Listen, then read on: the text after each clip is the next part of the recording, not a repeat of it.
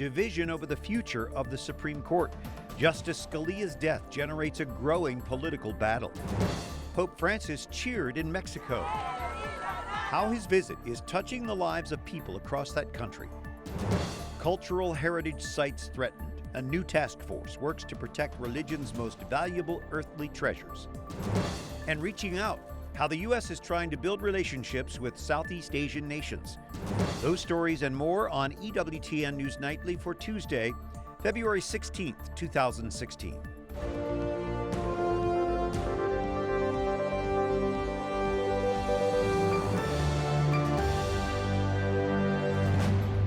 Good evening from Washington. Thank you for joining us tonight. I'm Brian Patrick with your news now. The sudden death of Supreme Court Justice Antonin Scalia stirs up a political whirlwind. President Obama faces a fierce battle with Senate Republicans over Scalia's replacement. Jason Calvi is at the High Court tonight, where he digs deeper into this pivotal debate. Jason? Brian, Justice Scalia's empty seat is now draped in black cloth, as well as the entrance to the courtroom. It's a tradition that dates back to 1873, but that empty seat is the topic of fierce debate across the street at the Capitol, where the Senate has the power to vote on presidential picks for the court. Marriage, religious liberty, the Second Amendment. Senator Ted Cruz's new ad echoes what he's saying on the campaign trail. We're just one Supreme Court justice away from losing them all. Cruz clerked at the court, argued 9 cases there, and promises to filibuster any President Obama nominee. We are one justice away from the Supreme Court mandating unlimited abortion on demand up till the moment of birth. Obama in the past has picked young candidates with liberal legal thinking likely to support abortion. The president seeks judges who understand that justice is not about some abstract legal theory or a footnote in a casebook, but it is also about how our laws affect the daily realities of people's lives. Senate Majority Leader Mitch McConnell says they will wait for the next president to fill the Supreme Court spot, whoever that is. I believe I'll be the next president, and I'm going to look for someone who's as much like Scalia as possible. But President Obama promises to make a pick. There are no caveats. The Constitution does not include exemptions for election years or for the president's last term in office. Republican Senator Orrin Hatch says they are following those constitutional checks and balances. It gives the Democrats the absolute right, the president the absolute right to nominate, but the Senate has the absolute right whether to confirm or not confirm. The number 3 Democratic senator says he expects Obama to select a consensus candidate, a thought repeated by Hillary Clinton. I think the president's going to look for somebody who has a record that it's going to be hard for the Republicans to be against. You know, somebody who is a sensible person with a good record. Senator Lindsey Graham has suggested a Republican, Hatch. I'll be 82 in March. They're not going to put an 82-year-old man on there. And once any president picks a nominee, it goes on to the Senate Judiciary Committee. They'll host confirmation hearings. And if they approve the nominee, then it goes on to the full Senate for a vote. Republicans outnumber Democrats on that important committee, as well in the full Senate, enough to block any Obama nominee. Brian? Jason, what could happen if the Senate simply ignores the president's nominee?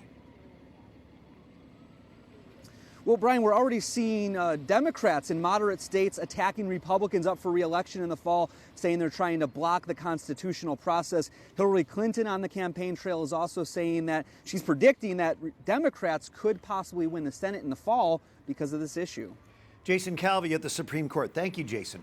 A flood of tributes honor Justice Scalia tonight. We spoke earlier with a former student who clerked for him at the appellate and Supreme Courts. He found that arguing with people was fun, but I think he also most deeply was trying to test what the right answer was. And he very much believed that our challenging him was key to his helping to get a case right.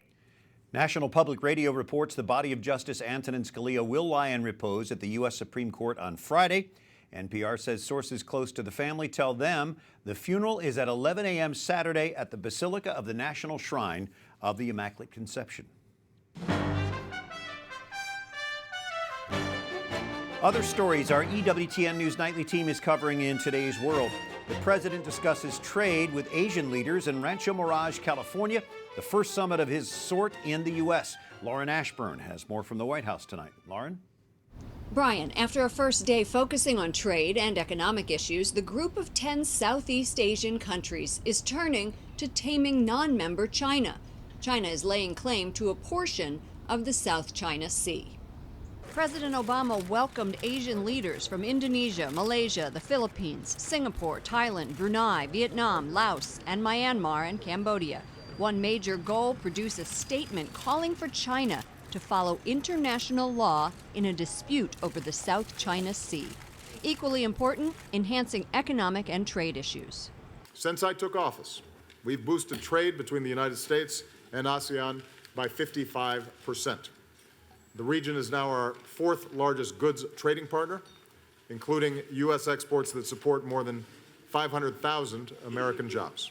With nearly half the Earth's population, 1/3 of global GDP, some of the world's most capable militaries, and some of the Earth's most critical ecosystems, the Asia-Pacific region is increasingly the world's political and economic center of gravity. China's claim to disputed waters in the South China Sea angers many, as do human rights issues in many countries. We're quite aware that some of our ASEAN partners have a long way to go on human rights, but the United States will continue, as we do everywhere, to stand up for the rights of all people. While North Korea isn't formally on the agenda, Rice said there will be ongoing discussions on the margins. The UN's Permanent Court of Arbitration is expected to decide in April or May whether China's claim to the South China Sea has legal merit. Today, the White House accepted an invitation to Vietnam in May. That's when President Obama travels to Japan for the G7 summit. Brian. Thank you, Lauren Ashburn at the White House tonight. Pope Francis receives a rousing welcome in the city of Morelia on his fourth full day in Mexico today. After celebrating Mass, he met with young people, encouraging them to counter the culture of drug-related violence. Monday in Chiapas, he encouraged natives to use their ancient language in Catholic worship. He also asked for their forgiveness for years of exclusion and the destruction of their land. Also on Monday, the Holy Father met with families, looking to him for guidance and hope. Thousands of families wait for hours in a packed stadium to see Pope Francis. It was a spontaneous meeting. It felt more like a family reunion. Pope Francis heard testimonies from families, bringing them a message of healing and hope. The Pope saying whomever has been wounded or scandalized, may they soon be cured and consoled. And it was the unscripted moments that spoke the loudest. Before the end of the meeting with families, the Pope walked down to bless a child in a wheelchair. He later took a moment to talk with a couple celebrating 50 years of marriage. This image says it all. And he wasn't afraid to lighten the mood with a few jokes. What husband and wife do not fight, the Holy Father says, especially when the mother-in-law gets involved.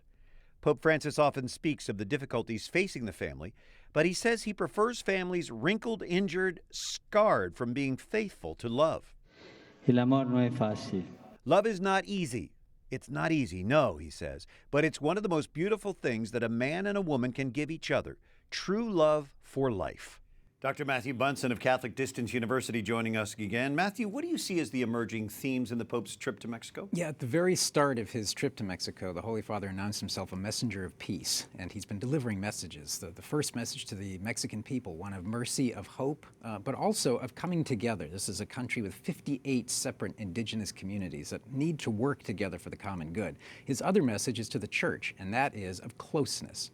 To be there with the poor, with the suffering, but also to be there as a prophetic voice against the power and the danger of the cartels. Speaking of danger, this Pope seems fearless in the choices of places that he visits. Give us some examples here in Mexico. Well, we've just seen in the Central African Republic, he was the first Pope in modern times to go willingly into a war zone. Here, he went to Ecatepec, which is one of the most dangerous places just outside of Mexico City. Today, he was in Morelia in Michoacan, an area ravaged by the cartels in which it is estimated that perhaps as many as 26,000 people became desaparecidos, in other words, disappeared ones. So he is willing to go into the most violent places to give that prophetic message of peace, but also of hope and standing against violence. He goes into a prison in Juarez tomorrow as well. He does.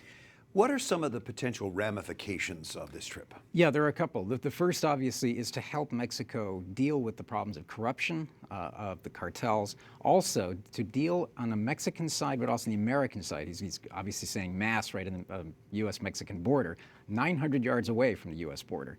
An appeal to remember that in this vast global problem of migration, that these are people, these are human beings with dignity made in the image and likeness of God. The ramifications for that are considerable if the world actually remembers that as we have our immigration debates. How do you think that'll be received on both sides of the border?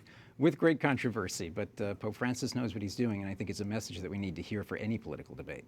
Always appreciate your insight, Dr. Matthew Bunson. Thank you. Great to be with you. Coming up, fears of a new Cold War, how the Pope and Russian Patriarch collaborate to prevent a standoff between the U.S. and Russia, and a new push tonight to protect cultural heritage sites from terrorists.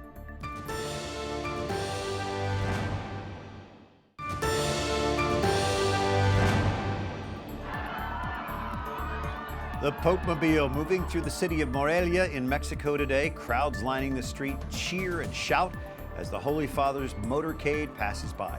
Thanks for joining us this Tuesday evening, February 16th. I'm Brian Patrick. Of course, we are following the Pope's journey through Mexico this week. Along with Mark Irons, Susie Pinto just arrived in Ciudad Juarez ahead of tomorrow's border mass. Susie? Brian, we are on the ground in Ciudad Juarez. This will be the Holy Father's last stop on his tour of Mexico. He's going to be addressing the issue of immigration here. The Holy Father will be saying a mass near the U.S.-Texas border. That mass is expected to draw thousands of Mexicans. Now, on the other side of the border in El Paso, Texas, Americans will be following from the Sun Bowl there. And the church is really promoting a message of unity and solidarity. One Catholic group is promoting a hashtag, 2 nations, 1 faith, and that really is going to be the message of the Pope here, one of unity and solidarity with migrants. We'll be bringing you all the latest right here from Mexico. Be sure to tune in. All right, we're looking forward to that, Susie Pinto. Russia rejects accusations its warplanes bombed hospitals in Syria, killing civilians, including children. The Russians now question whether the U.S.-led coalition is responsible for those deadly attacks. Wyatt Goolsby reports on rising tensions reminiscent of the Cold War. Doğu Anadolu'da Türkleri, Kürtleri katletmiş. The Turkish Prime Minister today condemned Russia's role in the Syrian civil war, accusing the Syrian regime of soliciting Moscow's help to massacre civilians. He wants Turkey's European allies and the United States to join them in standing firmly against Russia. That call comes one day after several dozen people were killed in airstrikes on at least 2 hospitals and a school in northern Syria. It's the latest violence in a civil war that has been raging for more than 4 years. Russia and Iran want Syrian President Bashar Assad, their ally, to remain in power. The U.S., its allies, Turkey and Saudi Arabia, want him out. What we're seeing is a proxy war that the Russians, the Iranians, and the Assad regime in Damascus are winning because they're the ones that are putting viable assets on the table in the military battlefield, and they're the ones that are changing the dynamic of victory. George Benitez, a security and NATO expert, spoke in Washington, saying Russia uses the rhetoric of diplomacy to cover up their actions. Like when Russian Prime Minister Dmitry Medvedev stated Saturday that NATO is pushing us towards a new Cold War, warning the U.S. not to send ground troops into Syria. The violence in the region was a major talking point Friday when Pope Francis met the head of the Russian Orthodox Church. Patriarch Kirill says the two agreed that it is vital to do what they can to improve the relationship between the U.S. and Russia, saying, quote, "We need to realize that these are 2 major powers that have the military power to destroy each other and the whole world. A large-scale war should be averted at all costs." And Sophie Dahl, based at the University of Copenhagen, says world leaders like the Pope and Patriarch can play a role in maintaining peace. Pope John Paul II, for example, was an effective voice against communism. But she's skeptical the Patriarch can hold the same level of influence. Unfortunately, I think that the Russian church is an instrument of many that Putin is using. I don't think you can talk about this church as sort of an independent actor in Russia. It's why she says the U.S. must step up its leadership role in Europe and the Middle East. The U.S., Russia, and other countries have agreed to a Syrian ceasefire to begin by this Friday, but nearly all of the parties are doubtful they'll reach a truce in the next 3 days. A spokesman for the State Department here in Washington blamed Moscow for the hospital bombings, calling it unacceptable. Brian. Serious situation. Thank you, Wyatt. The State Department confirms that 3 Americans abducted in Baghdad last month are free tonight. They've been handed over to the U.S. Embassy in good health. 2 powerful Shiite militias are suspected of being behind their kidnapping. The Iraqi government helped secure their release.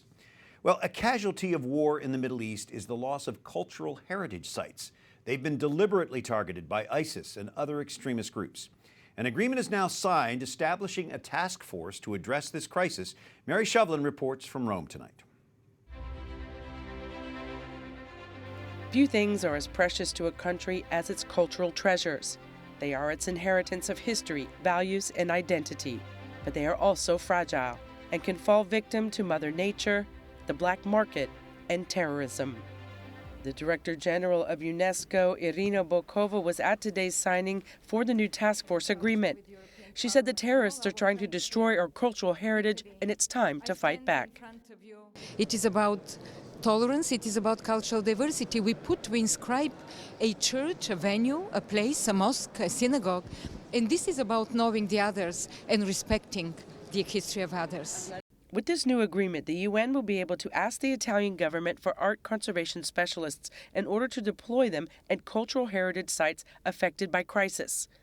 They will be trained in the Italian city of Turin. The center will be, above all, a center of training and education. And I think is a good contribution of our country in this important initiative of United Nations of UNESCO. UNESCO hopes that the international community will follow Italy's lead and continue to get involved and respond to threats affecting cultural heritage in different regions around the world. In Rome, Mary Shovlin, EWTN News Nightly. Thank you, Mary. German prosecutors open a criminal investigation after last week's deadly head-on train crash southeast of Munich. 11 people died, scores were hurt in the crash, now attributed to human error. The prosecutor says if the 39-year-old dispatcher had followed the rules, that crash would not have happened. He apparently realized the error and tried to make an emergency call to the train operators, but by then it was too late. U.S. airlines can now apply for more air routes to Cuba, up to 100 flights a day. That's a big jump from the current 10 to 15 daily charter flights from the U.S. to Cuba. Airlines now have 15 days to submit their proposals to the Department of Transportation. Scheduled flights could begin by fall. Up next, the growing response to Flint, Michigan's tainted water problem. And defender of life, the pro-life legacy of Supreme Court Justice Antonin Scalia.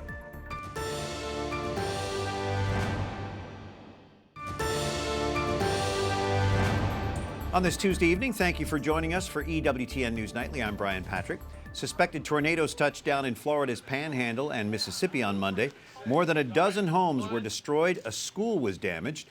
The rural town of Sentry in the northwest corner of Florida's Panhandle took the brunt of that storm. After brutal cold over the weekend to a deluge of rain, the East Coast continues coping with a messy winter weather. Near Boston, sea smoke or fog formed as bitterly cold air moves over warmer water. In Chicago, huge chunks of ice amass along the banks of Lake Michigan's Belmont Harbor. The water crisis in Flint, Michigan draws more attention from the federal government today. The nation's top doctor is spending a second day in Flint, meeting with advocacy groups there. Surgeon General Vivek Murthy remains concerned about the city's water supply. Tests run just last week show lead levels still above acceptable federal limits. Policies that we enact when it comes to water or transportation or housing can have a profound impact on health. The leader of the NAACP demands action from Michigan's governor. He calls for a civil disobedience protest if the governor does not act soon. Republican presidential candidate Jeb Bush gets more help from his mom. 90-year-old Barbara Bush had to push through snow with a walker campaigning for Jeb in New Hampshire. Now she is returning to the campaign trail trying to help her son in his upcoming primary battles. Voters in South Carolina are primed for this Saturday's Republican primary. Democrats caucus in Nevada that same day. Gabby Morrongiello is political reporter for the Washington Examiner. Gabby, do you think it's wise for Jeb to bring both his mom and his brother into this campaign now?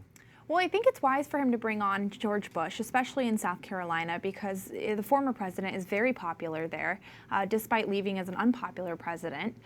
He's charming. He doesn't have to work too hard to win over voters. He's high energy, which is something that Jeb Bush has proved difficult as a characteristic of his. And he's out there. He's helping Jeb Bush attack Donald Trump. He's making the points that Jeb Bush has had difficulties making. He's not as wonky as his brother. So I do think it's helping. But you read that Barbara Bush was 90 now. Yeah, yes. She's 90 years old. She's on a walker. She didn't even want him to run. That just doesn't look good for his campaign. Let's look at the vacancy in the Supreme Court now. How does this change what's going on between, especially the Republican candidates? Right. Well, it has a few short-term effects and some longer consequences. And starting with the fact that Justice Scalia was a dominant conservative force on the Supreme Court bench. And his vacancy creates an opportunity for whoever his successor is to tip the court ideologically.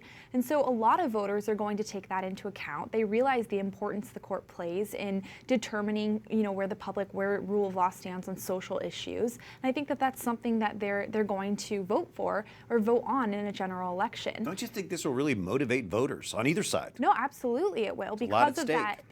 Right, there's a lot at stake. And it also puts pressure on Republicans, not just Republican presidential candidates, but senatorial candidates as well, to reverse this idea that they're going to be, President Obama, once he nominates somebody, is going to shame Republicans. He's going to say that they are obstructionists, that they're the root cause of division because they're, not refuse to consider in the Senate appointing or approving whoever his nominee is. And so they're going to have to push back strongly against that narrative. And they already face significantly low approval ratings overall, as a Congress and among Republican candidates. It's going to get even more messy. Gabby Morrongiello from The Examiner. Thank you for being with us, Gabby. Thanks.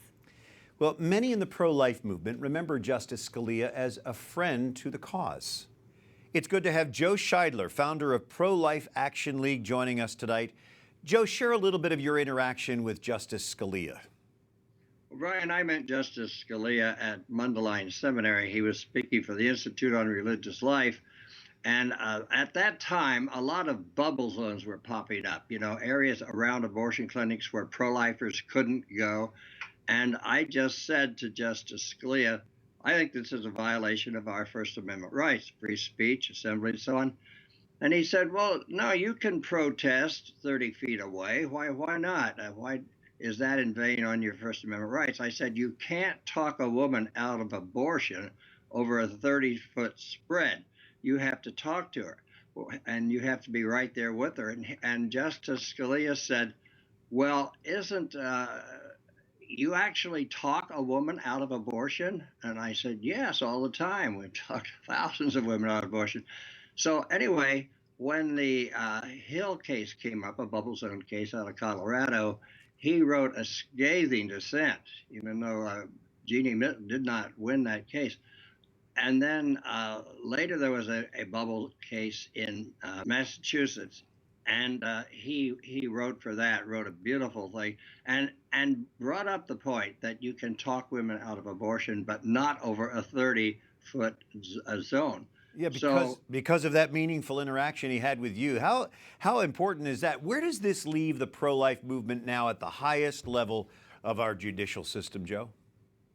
With Scalia gone, we're in big trouble. We've got to pray hard and work hard and just hope that the Obama doesn't get to appoint anybody to the Supreme Court for confirmation, and that they're able to hold off until we get, hopefully, a Republican president. So these are things that we have to all pray for and work for. But at the same time, our battle goes on. We go on out to the clinics and talk to the women, and have saved a lot of them from abortion. And abortion clinics are down now to about 600 from a high of around 1,500. You are making an impact. Joe Scheidler joining us, founder of the Pro-Life Action League. Thank you, sir. Thank you, Brian. You're welcome. Until tomorrow, for the EWTN News Nightly team, I'm Brian Patrick. We leave you tonight as Pope Francis in Morelia today leaves the Mass he celebrated with priests, religious, and seminarians.